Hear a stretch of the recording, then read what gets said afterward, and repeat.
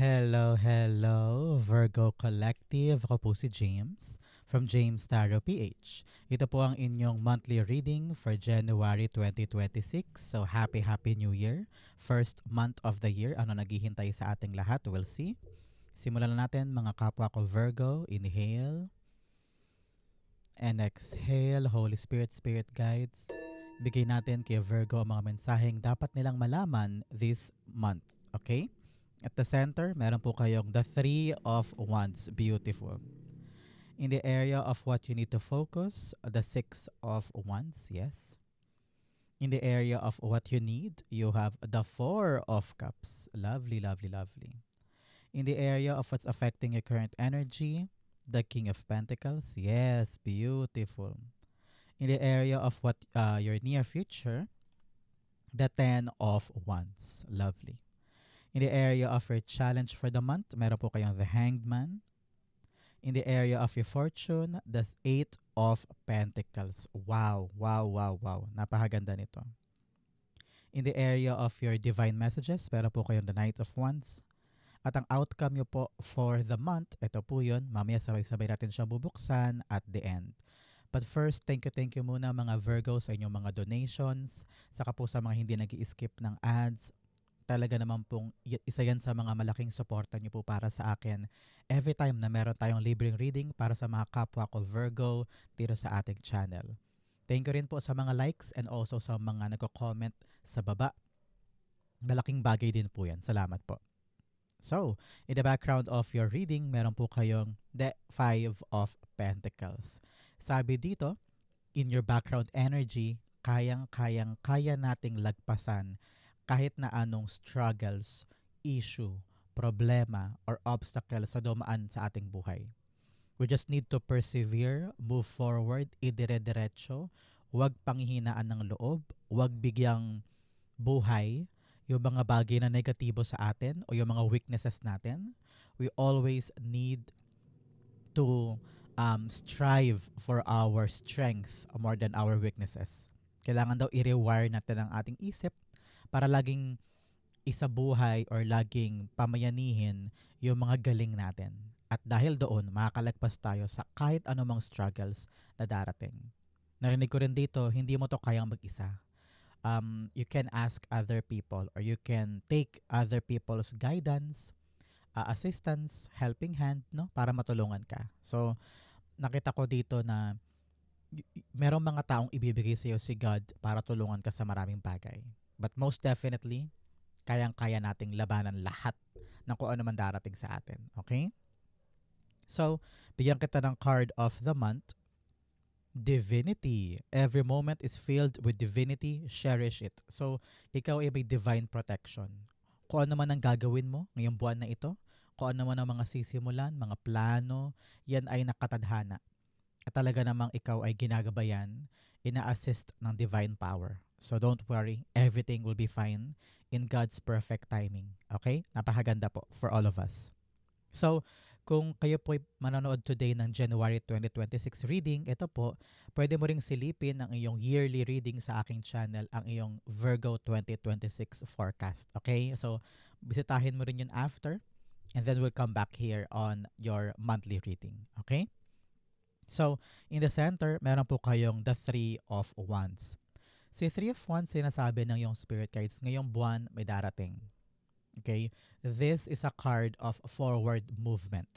Kumbaga talagang tatalikuran na natin ang lahat ng pangit na nangyari sa 2025 at ready tayong kumilos, lumaban, at talagang magsimula para sa mga bagay na darating. Nakita ko dito, for some of you, may career advancement. May maririnig kang magandang balita about sa mga bagay na hinihintay mo. Siguro for some point iniisip mo, baka wala na yun, baka lipas na yun, siguro ibang bagay na lang gagawin ko. Pero biglang boom, merong magandang balita na nag-ugat sa yung mga bagay na hinihintay and it will arrive this time. Ito yung mga bagay na sisimulan mo at magdudulot ng pagka-busy mo this 2026, but most definitely this January, kitang-kita mo na kung saang direksyon ka pupunta. And you need to embrace this something new na darating para sa'yo. I-clarify natin siya. Three of Wands.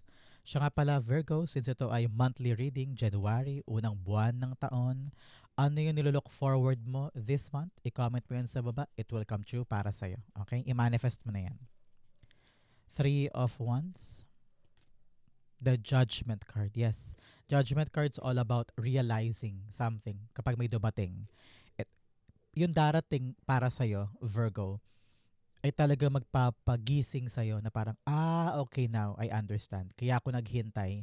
Kaya ngayon lang siya dumating. Divine power. Because ito yung panahon talagang nakatadhana siyang mangyari.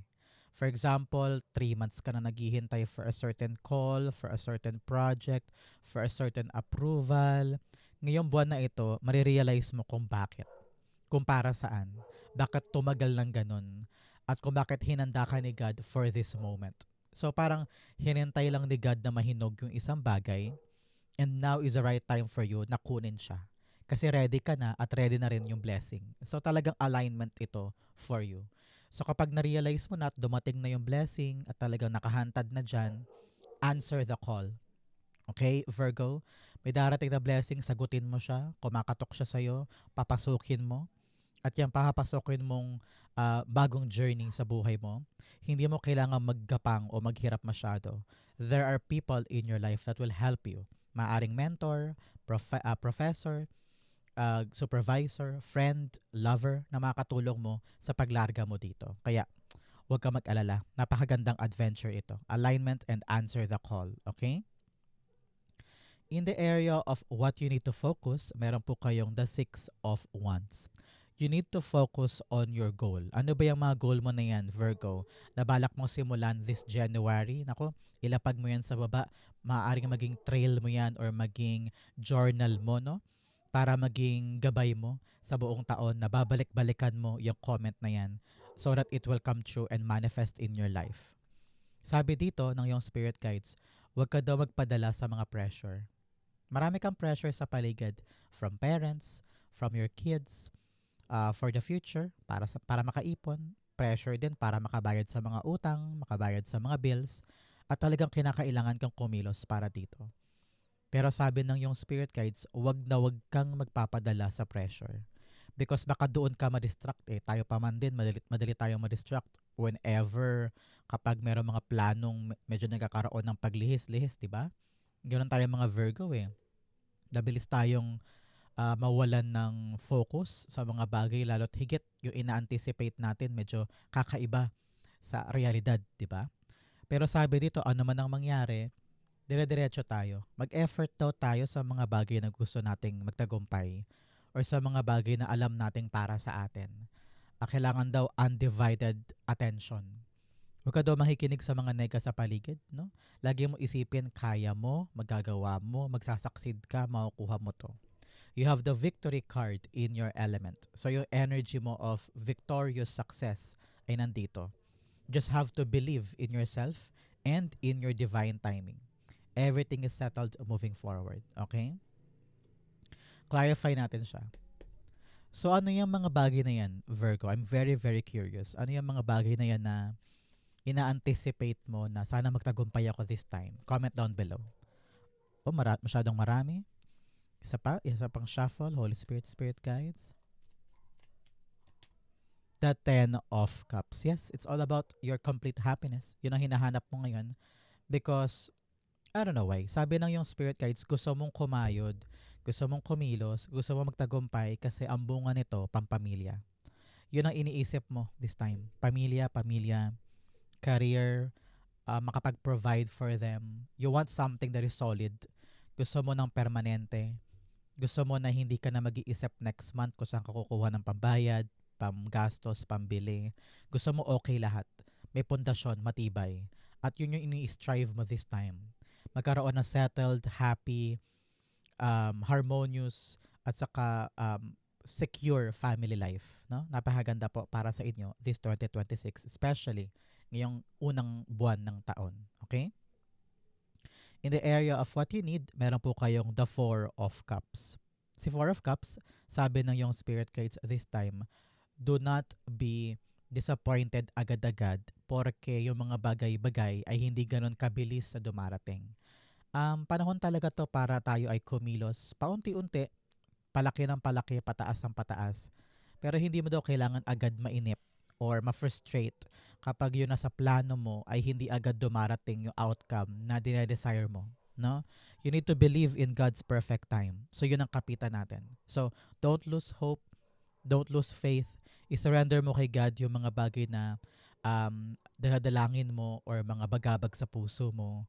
Umasa ka na siya ang kikilos for you, especially sa mga bagay na hindi mo maintindihan kung bakit hindi dumarating, bakit ang tagal-tagal, bakit yung mga bagay na inasikaso mo before, bakit lahat yun nauwi sa wala, no? Nagpakasipag ka naman, ginawa mo naman ang makakaya mo, pero bakit walang nangyari doon? Pero dito, sinasabi ng yung spirit guides, you need to be appreciative, Virgo. Kailangan mo daw pahalagahan yung mga bagay na ibibigay niyang bago because those things are really meant for you. Okay? So, open yourself. Huwag ka muna mawala ng pag-asa kasi may bago pa talagang darating. At ito yon with the Three of Wands. Itong darating na to, maaaring ibang itsura niya, maaaring hindi ito yung pinangarap mo o dinasal mo, pero ito yung para sa'yo talaga. At may kita mo yung halaga niya na magdudulot sa'yo ng malaking improvement sooner than later. So, hindi pa huli ang lahat. May darating pa. So, yun ang kailangan mong uh, pag-focusan this time, okay? Clarify natin siya with the Four of Cups. The Ace of Swords. Yes, kailangan lang daw. So, good, laban. You need to really tell yourself na ilalaban ko to, hindi ko to bibitawan.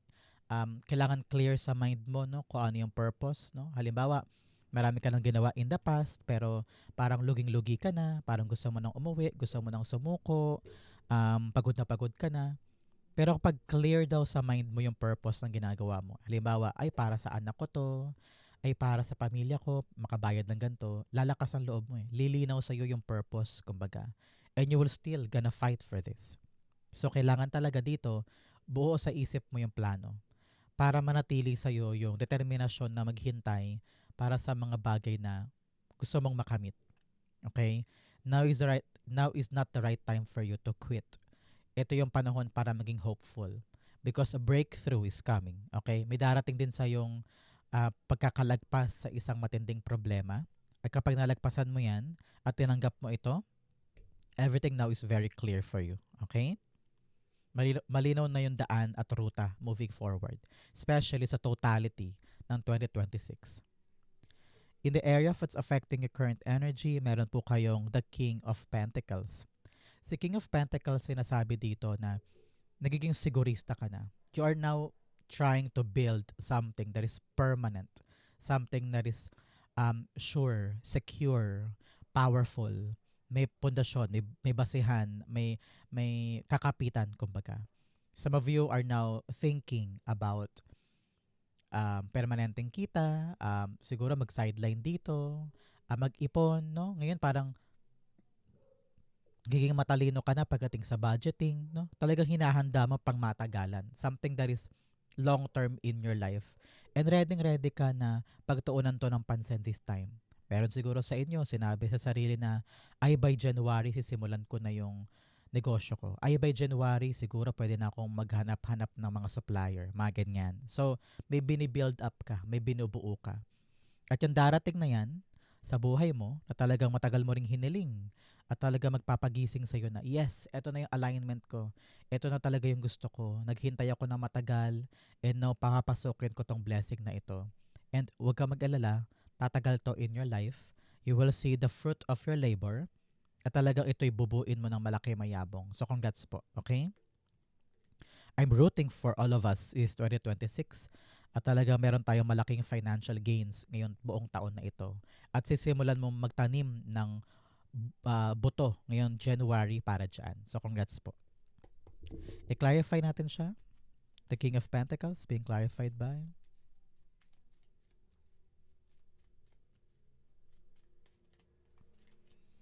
the Queen of Cups. Yes, Queen of Cups all about following your heart.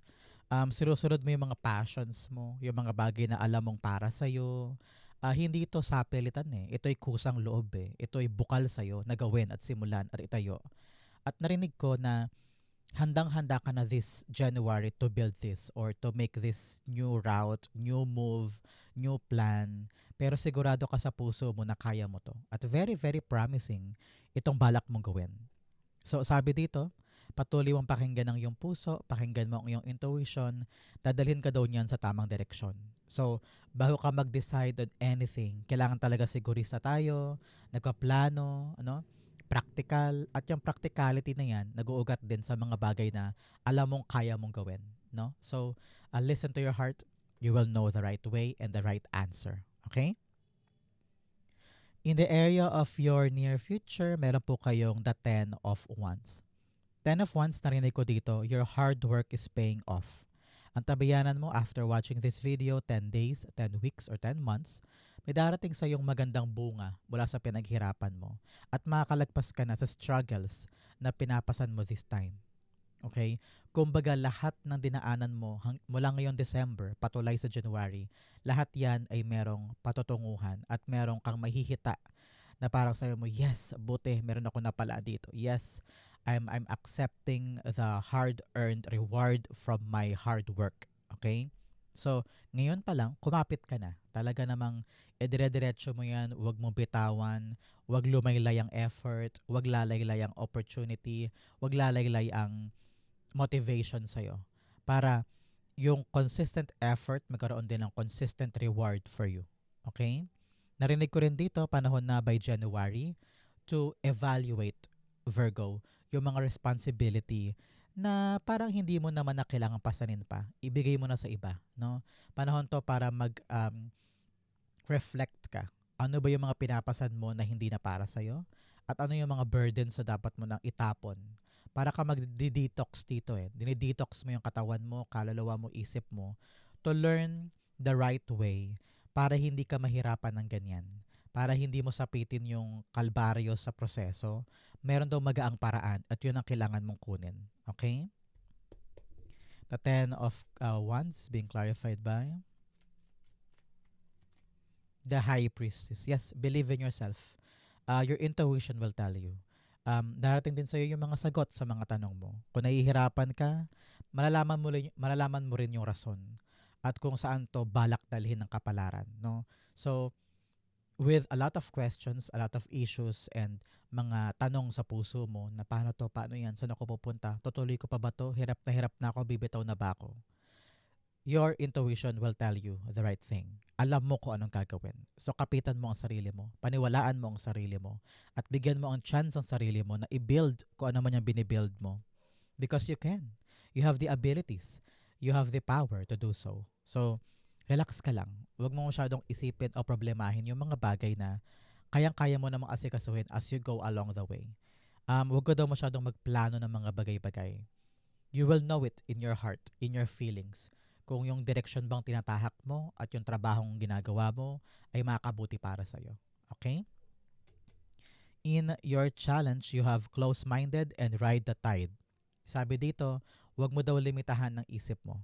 Kaya ka naguguluhan, kaya ka nag-overthink because masyado mong pinapalala yung iniisip mo. Lawakan mo ang iyong pananaw, marami pang aksyon or result na maaring mangyari na maaaring mas maganda pa sa inaasahan mo. So buksan ang isip, matuto ka sa mga pananaw ng ibang tao, matuto kang makinig sa iba para lumawak din ang understanding mo, and ride the tide. Kung ikaw ay dumadanas ng issue, struggles, or problema, daanan mo lang. Huwag mo masyadong kapitan or dibdibin or isa puso. You just need to know na things will pass. Ganon din ang mga unos. No? So, kapag kumapit ka at nilawakan mong isip mo, kayang-kaya mong daanan kahit ano. Okay? In your challenge, meron po kayong The Hanged Man. Sabi dito, kailangan talaga malawak ang pangunawa natin, Virgo. Malawak ang ating understanding sa mga bagay-bagay para ma-pinpoint natin kung paano natin babaguhin yung isang sitwasyon na papabor sa atin. Kasi minsan meron kang ginagawa pero hindi applicable yung solusyon. So you need to find other ways. Parang, okay, now I understand. Ito pala yung dapat kong diskarte. And then boom, gagana na siya. So you need to somehow sit down, reevaluate things. Tignan mo kung saan ka pumapalya, ano yung mga tamang ginagawa mo, ano yung mga mali, then yun ang ituloy mo. So that magkaroon na ng tamang direksyon yung isang bagay na parang stuck energy, no? So ngayon we need to really move forward, choose forward, magising sa mga bagay na mali at gawin na yung tama, papasukin yung mga tamang bagay at huwag na daw i-ignore yung mga bagay na alam mo namang dapat mo nang asikasuhin. Okay? I-clarify natin to. Hangman is being clarified by the world card. Yes, get out of your shell. Sabi dito, masyado ka nakakulong sa limitado mong mundo. Kailangan mong kumawala dyan, lumabas, para makahinga ka, para malasap mo yung ganda ng buhay, para hindi mo daw lagi nararamdaman na paikot-ikot lang ako dito, stuck na ako dito, or stagnancy energy. Para hindi mo maramdaman yan, lumabas ka, explore. You need to go to the park, go to the mall, kumain ka sa labas, mag-experiment ka ng mga kainan, magtingin-tingin ka sa paligid, go with nature para lumuwag ang damdamin at maisip mo talaga yung mga tamang gagawin. Okay? Narinig ko rin dito, meron ka pa rin mga bagay na pilit binabalik-balikan. Naku, i-close mo na yan.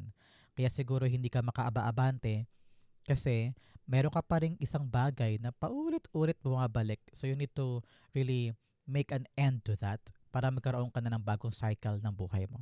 Okay? Para dire-diretso na. In your fortune, meron po kayong tatlo. In the flow, yes. Dire-diretso to kung talagang titignan mo tong mga napag-usapan natin. You have transformation, a fresh new way of life emerges. And rejuvenating rain, clear the past and heal the present. All three cards here are telling you, kailangan talaga nating magbago. Kung ano yung mga struggles, kailangan nating isang tabi yan at huwag laging alalahanin.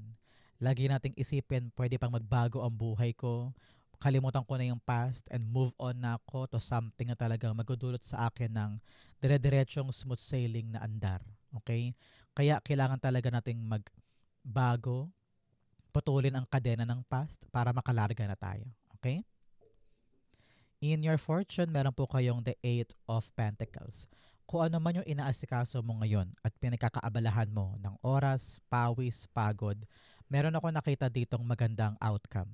Kung ikaw ay pumipila for a certain job, nag-aasikaso ng isang monetization para sa social media mo, kung ikaw ay may hinahandang bagong negosyo, o sa trabaho mo, balak mong maging uh, productive, no? Nakita ko dito, you will be given the good reward sa pinaghirapan mo. So talagang hard work is paying off. You're getting what you deserve.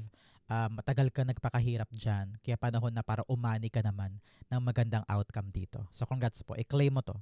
Magandang ani sa aking pinaghirapan is coming. I claim it, I claim it, I claim it.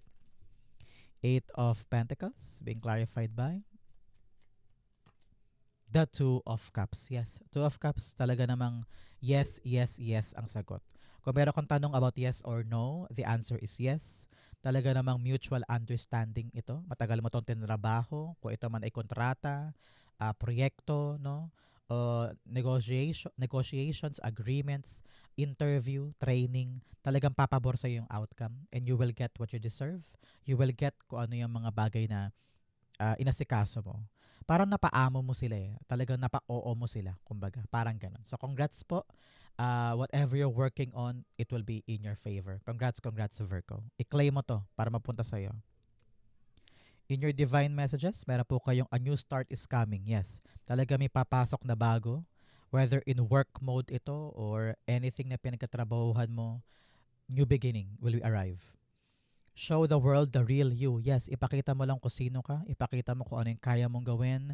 Huwag ka masyadong pa-pressure. Daanan mo lang be the authentic you. Everything will be fine. In your divine messages, the Knight of Wands. Sabi dito, sumugod ka sa mga bagay na magpapaligaya sa'yo. Huwag mo daw atrasan yung mga bagay porke natakot ka or parang feeling mo kapos ka pa. No. You will never be ready. Like ko yung sinasabi sa ating mga kapwa Virgo, tayo, we over-prepare. And sometimes, yun yung nagpo-push sa atin para lalong hindi humakbang. Kasi kahit yung mga negang bagay, pinaprepare natin. So, we need to make a bold decision to fight for something na gusto natin. Put your passion, put your heart, put your expertise, and you will enjoy this new beginning. Okay? So good laban. This gonna be adventurous time for all of us this 2026. Okay? May darating na bagong bagay na kinakailangan nating lumaban at maging palaban. Okay? Sabi dito, kung gagamitin mo yung excitement mo, it will make a difference sa mga papasukin mo. Okay? Knight of Wands, the Tower card. Yes, things will change eventually. Kaya kailangan mo talagang kumawala sa sarili mong mundo.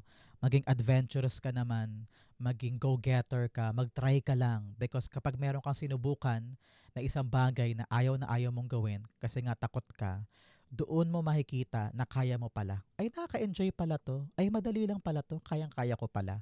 Doon magkisimulang magbago ang buhay mo because you are now stepping forward outside of your shell para sa growth mo. Okay? Napakaganda po niyan. Outcome mo yan, but first bigyan muna kita ng fortune cards. You have casket, someone going out of your life or the end of a situation. Yes, meron talagang sitwasyon na talagang matatapos na kasi may papasok na bago at yun yung mga bagay na dapat mong yakapin. You have dog, protection from a powerful friend. Wow. Meron ka daw protection ngayong buwan na ito. So congrats po. Everything will be fine for you. You have fox, shrewdness and resourcefulness, especially in business. Ngayon, kailangan daw maging matipid, maparaan pagdating sa iyong negosyo, trabaho, kaperahan. Okay? You have grasshopper, situations in the balance that require careful handling. May mga bagay daw na kailangan dahan-dahan lang tayo, huwag bibiglain. Kailangan talaga ito ay pinoproseso, no? At saka paunti-unti mong ginagawa para sigurado ang outcome. So, kailangan talaga sigurista and practical para tumubo ng maayos yung ginagawa mo. Okay? Ang outcome ni Virgo for January 2026, the Nine of Swords. Sabi ng yung spirit guides, panahon to para itapon sa bintana lahat ng worry mo, lahat ng stress mo. Nag-overthink ka na naman. Well, pare-pareho tayong mga Virgo. Nature na natin yan. Overthinking, overanalyzing. Ano gagawin? Sabi ng yung spirit guides, you need to control your anger, control your emotions, control your anticipations, and control your stress. Minsan, pinapangunahan mo daw yung mga bagay-bagay at yun yung kailangan mong putulin this month para magkaroon ka ng safe, happy, harmonious, peaceful January. Okay? Sabi dito, lahat ng problema may solusyon. At hindi mo daw kailangan na solohin yung mga bagay-bagay na yan. Okay? May taong darating. Pwedeng family member, kapatid, anak, kapitbahay, katrabaho, natutulong sa'yo para maibsan tong mga iniisip mo na ito. Because may solusyon. Okay? Clarify natin siya. Nine of Swords, rather. Paki-clarify. Holy Spirit, Spirit Guides. You have the Hermit card. Tayo to. We are very, very powerful, Virgo, this month. No? Sabi dito, don't isolate yourself. Sometimes, yung overthinking, overanalyzing, overreflection natin, lalo siya nakaka-erode sa ating mga motibasyon at dedikasyon sa mga bagay na gagawin natin. May solusyon daw ang mga problema. Kaya wag mong kapitan yung pag pananatili mo sa iyong limitasyon. Always go out. Have fun. Lumabas-labas ka para makita mo na, ay, okay, now lumiliwanag na, lumilinaw na rin ang isip ko. No? Alam ko, all of us Virgos, we hate crowded places. No? Sa mall, sa park. Nako, ayoko din ng maraming taong gitgitan, siksikan. Pero, ang sinasabi dito, you need to open yourself. Open yourself para lumawag ito, makawala ito sa buhay mo. Yung negativity, para hindi siya magstay, you need to bond with family, sa park, try new things, no? And open yourself. Tama na yung pagkasolo. Tama na yung pananatili sa isang secluded na lugar o secluded na energy at buksan mo na ito para lumawag ka na at makahinga ka na. Okay? So Virgo, ito po ang yung January 2026. Thank you Holy Spirit, Spirit Guides for the messages. Sana po ay nakaresonate ka mga kapwa ko Virgo. Comment po kayo sa baba. Babasahin ko po yan. Thank you again for watching hanggang dulo. I love you mga kapwa ko Virgo. This has been James for James Tarot PH. God bless everybody.